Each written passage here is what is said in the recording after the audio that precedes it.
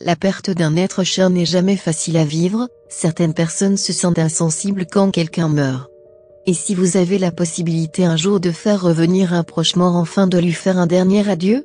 Je choisis de partager avec vous une histoire vraiment intéressante. Bienvenue sur Ciné Horror X Movie, asseyez-vous confortablement, avec vos pots de popcorn.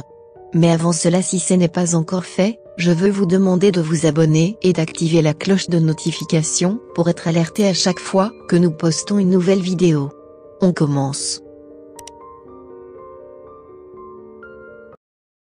Le film commence avec Maria et son mari Michael qui se baladent sur une plage.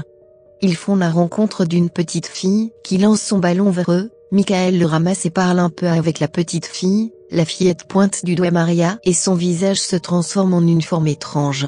Maria se réveille, en fait c'était qu'un cauchemar. Après avoir perdu son fils Oliver, mort noyé durant un accident de voiture consécutif à de fortes inondations en Inde, Maria Harwood ne s'est pas remise de la tragédie. Lors de l'accident, Maria avait choisi de sauver sa plus jeune fille, Lucy, au lieu d'Oliver, car la jambe d'Oliver s'était coincée et elle n'a pu la sortir. Maria est rongée par sa culpabilité depuis. Une nuit, son mari Michael trouve Maria inconsciente, cette dernière ayant absorbé une grande quantité de médicaments afin de mettre fin à ses jours. À l'hôpital, Maria est réconfortée par sa gouvernante Picky. Picky demande à Maria si elle veut une dernière chance de dire au revoir à Oliver. Picky explique qu'elle a été dans une situation similaire, où elle a perdu sa fille dans une noyade à la suite d'un court instant d'inattention. Selon la gouvernante, il y a un temple abandonné dans sa ville natale où la frontière entre les vivants et les morts est très mince. Maria doit disperser les cendres de son fils sur les marches du temple et s'enfermer. Oliver lui parlera une fois la nuit tombée. Cependant, peu importe ce que dit Oliver, Maria ne doit pas lui ouvrir la porte du temple. Maria accepte et le couple fait exhumer et brûler le corps d'Oliver. Maria remarque des hommes étranges couverts de cendres. Picky explique que ce sont des chamans qui consomment la chair des morts et s'enrobent de cendres pour renforcer leur lien entre les mondes des vivants et des morts. Le lendemain, Maria arrive au temple et suit les instructions de Picky. À l'intérieur, elle découvre avec effroi le cadavre momifié d'une femme. La nuit tombée, Oliver commence à parler à Maria, qui s'excuse auprès d'Oliver de l'avoir abandonnée. Oliver commence à implorer Maria d'ouvrir la porte, mais elle explique qu'elle ne peut pas le faire. Quand Oliver dit qu'il doit partir, Maria, qui voulait lui parler plus longtemps, panique et ouvre la porte, mais ne voit personne. Elle s'enfuit du temple terrorisée, après être tombée nez à nez avec un chaman peu de temps après avoir ouvert la porte. Elle rentre chez elle le lendemain.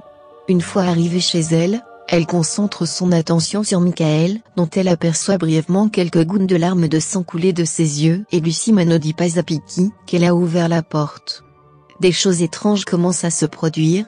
Maria croise régulièrement des chamans. Dès qu'elle sort de chez elle, elle fait régulièrement des cauchemars et aperçoit parfois des silhouettes déformées et effrayantes de sa fille.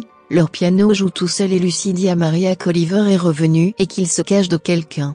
Lucy dit également à Maria qu'elle ne devrait pas informer Michael du retour d'Oliver tant qu'Oliver n'est pas prêt à le faire.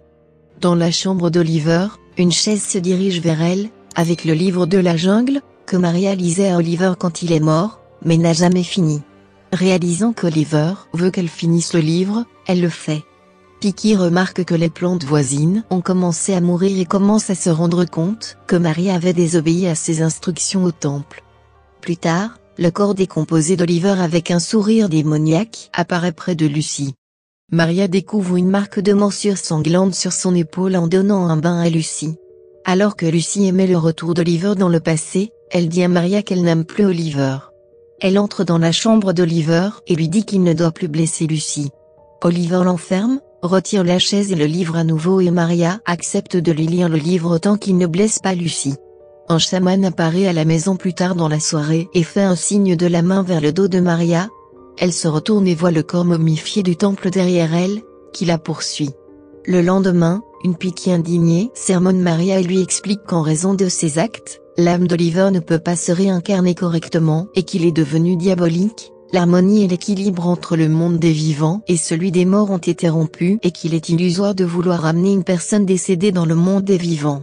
Elle lui révèle que l'étrange figure qu'elle a vue la veille est Myrtu, la gardienne des enfers, qui récupère l'âme des morts. Peaky l'exhorte à brûler tous les biens d'Oliver pour briser son emprise sur le monde des vivants. Alors que Peaky tente de jeter et de brûler tous les biens restants d'Oliver, ce dernier utilise l'apparence de la fille morte de la gouvernante, pour la tirer dans un puits et la noyer. Après les funérailles de Peaky, Michael rentre à la maison et découvre que Maria a brûlé tous les biens d'Oliver. Désemparé et en colère, Michael ne croit pas Maria lorsqu'elle tente d'expliquer la raison de ses actes. Renforçant sa méfiance, Lucy nie soudainement toute connaissance du retour d'Oliver. Maria se rend compte peu après qu'Oliver a possédé Lucy. Michael pense que Maria est en train de perdre la raison et l'enferme dans une pièce, croyant que celle-ci voulait frapper Lucy. Michael commence à voir les chamans envahir la maison. Lucy, possédée, tue Winston, le Golden Retriever des Harewood avec un couteau et se sert du même ustensile pour poignarder son père horrifié, après lui avoir révélé que Maria n'était pas folle et avait en fait raison. Maria réussit à sortir de la pièce où elle était enfermée et se dirige vers la chambre d'Oliver, où elle voit des chamans chanter sur le corps de Lucy. Comme ils ne peuvent pas enlever l'esprit possédant Lucy, ils prévoient de la sacrifier. Cependant, Michael s'interpose et les arrête temporairement dans leurs actions, tandis que Maria dit à Oliver qu'il doit partir. Oliver dit qu'il a peur, mais Maria dit qu'elle ira avec lui. L'esprit d'Oliver quitte le corps de Lucy et entre dans celui de Maria. Elle s'approche du chaman avec le couteau en lui disant de la prendre à la place. Il s'exécute, la poignardant mortellement. Elle tombe et se réveille seule dans la pièce. Myrtu apparaît et emmène Maria dans l'au-delà. Maria se réveille alors et croit brièvement qu'elle est en vie. Elle entend la voix de Michael l'appeler. Elle voit les marches du temple et se rend compte que Michael tente le même rituel pour amener Maria comme elle l'a fait avec Oliver. Maria lui crie de ne pas ouvrir la porte et de peur que la terreur se répète à nouveau. Voilà la fin du film. Merci beaucoup de nous avoir suivis. Retrouvez d'autres histoires du même genre sur notre chaîne et n'oubliez surtout pas de vous abonner et d'activer la cloche de notification pour être alerté à chaque fois qu'il y aura une nouvelle vidéo. Je vous dis à la prochaine pour une nouvelle histoire.